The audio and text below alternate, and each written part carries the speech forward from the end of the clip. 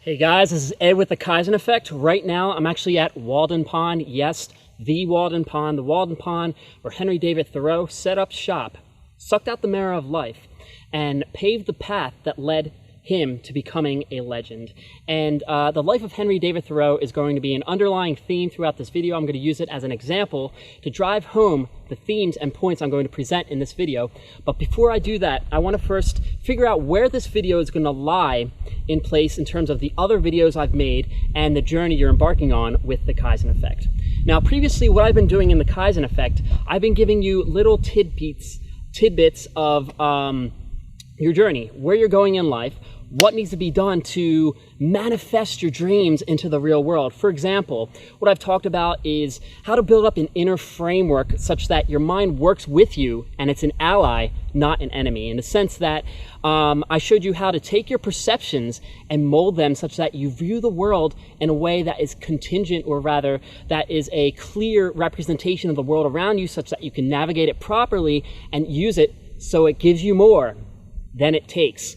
And once I helped you build up this nice inner framework and plan out your journey, where you're going, your plan for taking your dreams and making them a reality, what I did was I gave you some tools to help you in the execution phase of the Kaizen Effect. For example, I showed you how to make time when there is no time, and to take that time and pour it into the right activities such that you're always growing into the best version of yourself and always getting closer and closer towards the dreams you want to live. In addition to that, I also talked about how it's very challenging to get started on your journey, your path. How our minds will do whatever they can, whatever is in their power, to prevent you from taking action. And in that sense, when you buy into it, it leaves your mind in a more disordered fashion, a state that cannot engage in the present moment very easily. And I showed you how to overcome that and why you should always be engaging in activities that structure your mind and allow you to take your attention, energy, and mental resources and project that into the present moment. So all these skills I've been teaching you up to this point, what I'm going to say is that they are like puzzle pieces, okay? They're puzzle pieces to the life you want to live. But what is a puzzle piece when it's not integrated into a whole, full puzzle? In and of itself, it doesn't give you much value, right? You need to take that puzzle piece and integrate it with all the other puzzle pieces such that it puts together some clear image and manifests the full puzzle right in front of you, okay? And I want to liken your journey, your path to mastery of life, to putting together a puzzle, okay? You need all these little individual puzzle pieces, such as having a nice framework, finding time, being able to engage in the present moment. And you have to figure out how to take all those puzzle pieces, put them all together, and when you do that, it's going to give you a picture of the life you want to lead, and that's where you want to go. So that's the missing ingredient in forging your dreams and the life that you want to live, and forging your life purpose and manifesting it in the real world. Okay? So obviously this begs the question, what is that final ingredient? And that's going to be the topic of this video. And what I'm going to say is that that final ingredient is faith. Not faith in a religion sense, but faith in yourself, in where you're going, what you're doing, and the path that you're walking, okay?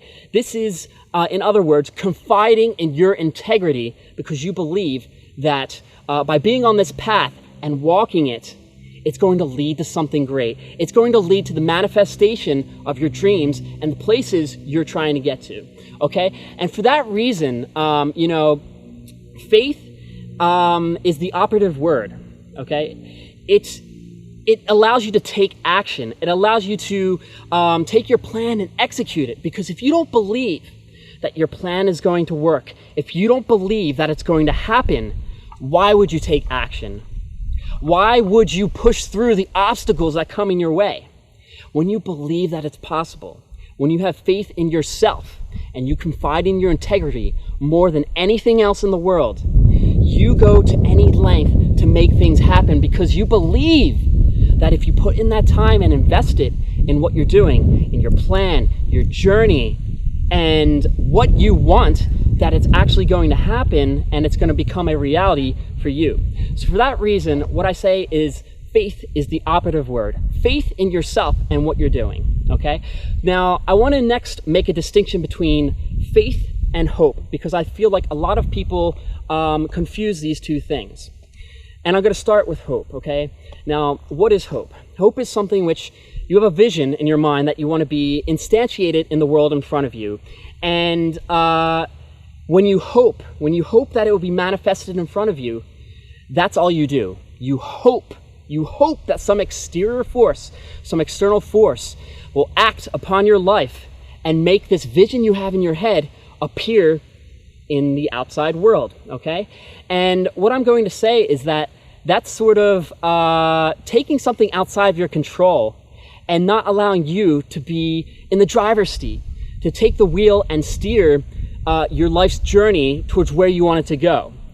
Now, on the other hand, faith is hope, but it's hope coupled with action, okay? When you have faith, you hope that things will happen. You have a vision in your mind that you want to be manifested in the real world, but you believe by taking action, you can take that vision and slowly build it up around you until it becomes the vision you have in your head, okay? So that's the difference. And for that reason, I think faith is so important because it's founded on something. It's founded on the fact that you believe stuff will happen and you're willing to take action no matter what, regardless of what obstacle that crops up in front of you, regardless of what's pushing you back. You're willing to put in the time, the effort, and the dedication to make stuff happen. And that's why faith is so important. That's why faith is the operative word here. It allows you to take action and manifest your dreams in the real world, okay? And for that reason, the metaphor I'm going to use here is the following. When it comes to pushing through obstacles, resistance, and adversity, hope is something that walks straight into the fires of adversity, because you're taking this vision you have and making external forces responsible for manifesting that in the world in front of you, okay? And for that reason, hope walks straight into the fires of adversity, burns up into oblivion, and is left as dust, as nothing, as not the form that you want to actually make tangible in the world in front of you. However, on the other hand, faith, which is hope coupled with action, which is you taking responsibility for this vision in your head and trying to manifest it in the real world.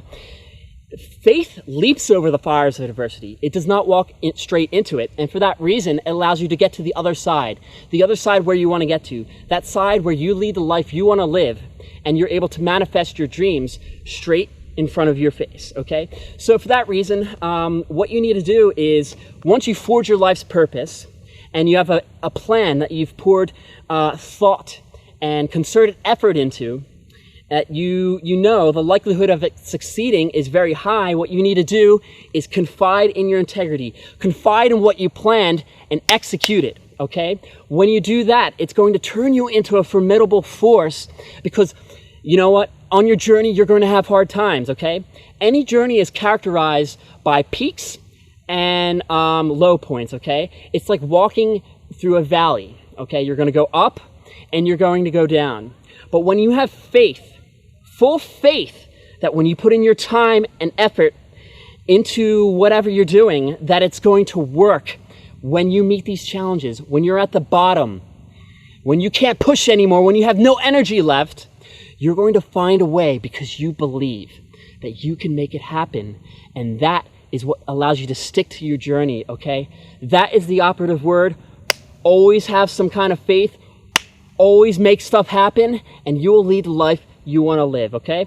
So in the rest of this video, I'm going to try to explain to you how you can take that idea and try to forge faith and implement it into your approach such that you can always engage into whatever you're doing and stick to the path such that you can increase your success rate and get to where you're going. So I look forward to discussing that with you shortly.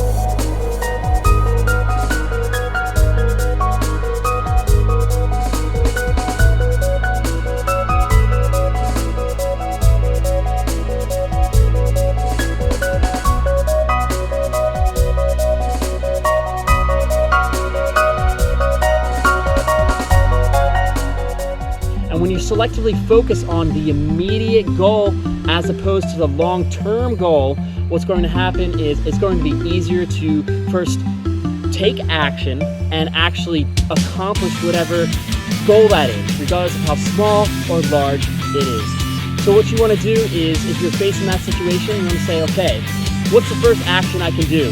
The little thing I can do to overcome this fear. I'm going to take that first step. Bam, you do it, you overcome it. And you realize that you can do this and say, okay, I did that. What else can I do? Then you take the second step. You overcome that. Okay, what else can I do? You take the third step, and then so on and so forth, okay? And when you do this, it's like laying out your long-term goals with small, segmented, short-term goals, and that slowly gets your brain acclimated to getting used to this situation that gives you fear or anxiety, and you become acclimated to taking action, making stuff happen, and furthermore, you believe that it's possible because you did this small step, so you can do that other small step. And the cumulative effect of all those steps gets you to the end, right? If we go back to the example, the analogy we're using of walking along the building when you have a fear of heights, starting at point A and getting to point B at the other end of the